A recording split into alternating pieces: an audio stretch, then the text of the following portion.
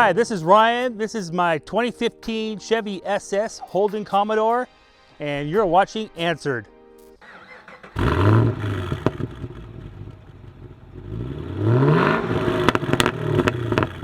Well, actually, it was affordable. I saw one flying up on the 14. I was like, what is that thing?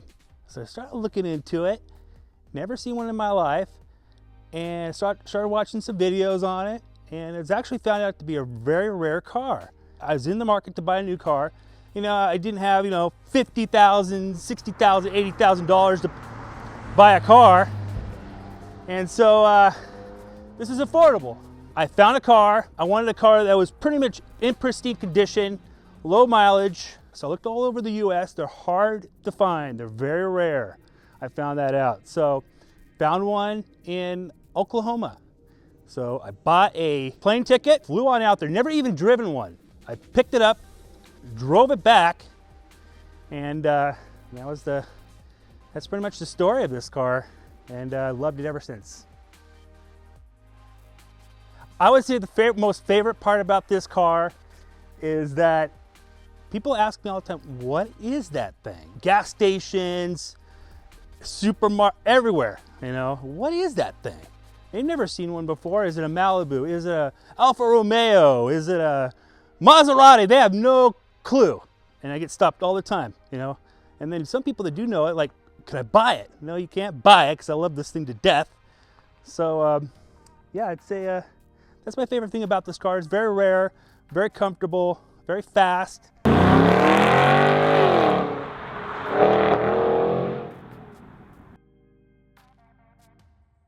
My least favorite thing about this car is the infotainment system. Every time I have to get in it, I have to, hit the Bluetooth symbol. It never connects. It's always on AM. And for some reason, that would be my least favorite thing about this car. All right, we're going low tech. I'm just gonna hold this microphone. Whew, this thing sounds great. All right, so now we are inside the Chevy SS, or Holden Commodore. Yep. So the first thing I want to ask, because Holden is not a brand known in the US, so Holden is an Australian brand? Absolutely. Yes, this car is built in Australia. Okay, got it. So they're built at the same plant, and it's just the emblems that are different? Yep. Got it. And these emblems, were they just a direct fit? Because I noticed, that's the biggest difference. The only Chevy logo you'll see on this car is on the steering wheel. And then if you turned on in that infotainment system, which we'll get to later, that very infamous infotainment system, it seems like. So how do you get the Holden parts here in the U.S.? Well, actually, there's a guy here in Santa Clarita that carries all these parts. Holden Parts USA. Oh, awesome. And so you just go over and you pop your Chevy emblems off and... you got to change out a little piece of the front, the grille. Okay. And that's about it. The rear just pops right on.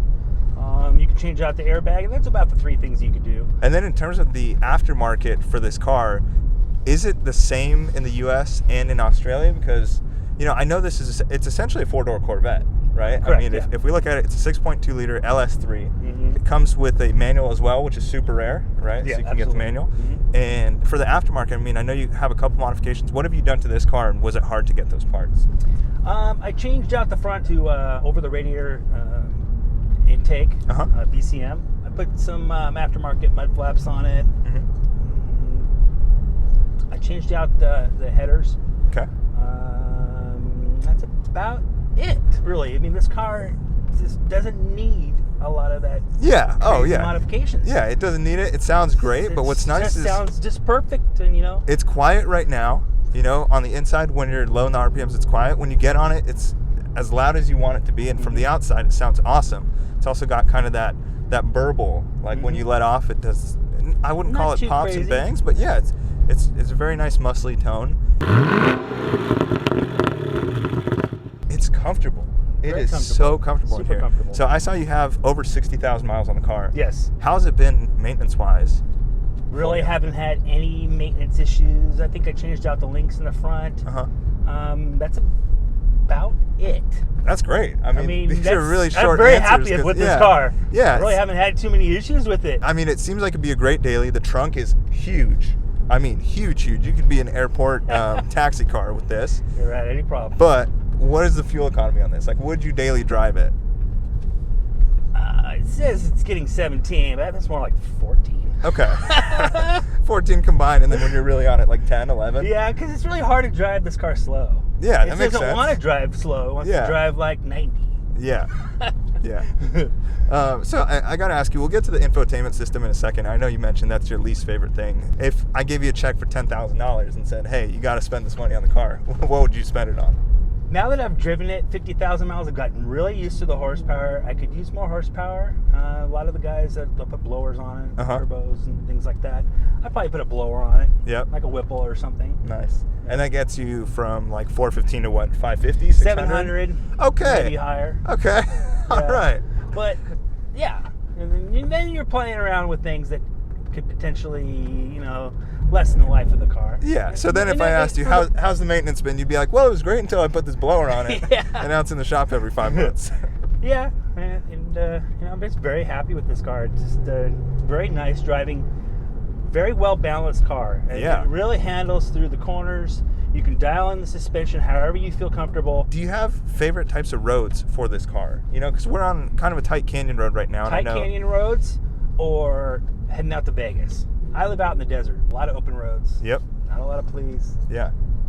Blast it. Yeah. The times you've gone to Mexico with this car, hypothetically speaking, what's the maximum speed you think you could reach in it? I've had it to 140 and you could just continue. No problems. Go up to 170.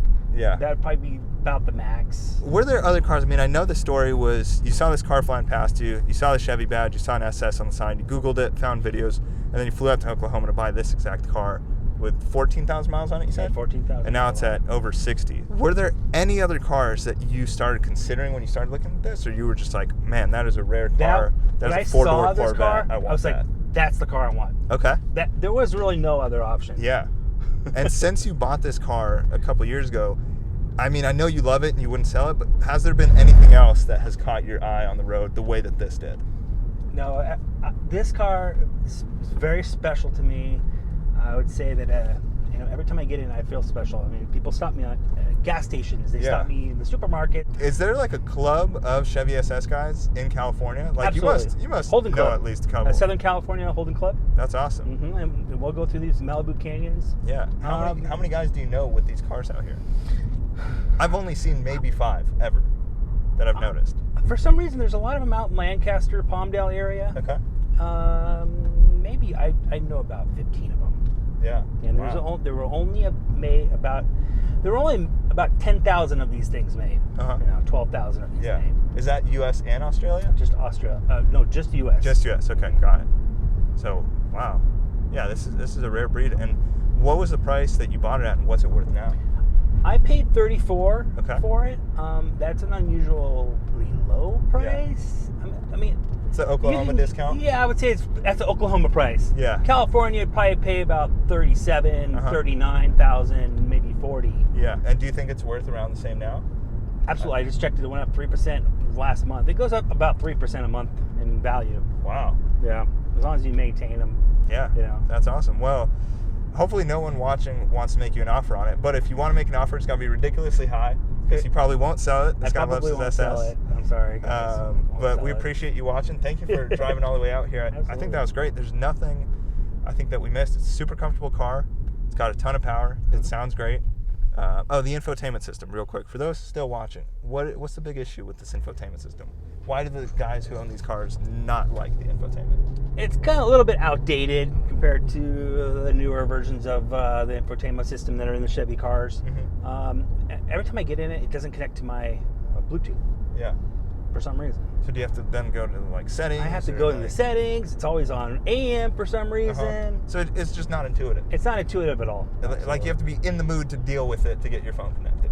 Yes, absolutely. Gotcha. And then so like my newer Equinox that I normally daily drive. Yeah. Just get right in and go. Yeah. Listen to my tunes, Do you ever use the sound system in here for your music? Because I see it has Bose speakers, so I would assume it's pretty good. Every time. Yeah. It sounds good. Yeah. There's nothing wrong with it. It's just the infotainment to set up. Kind of a pain. Yeah, that makes sense. Cool. Well, can we get one last little rip?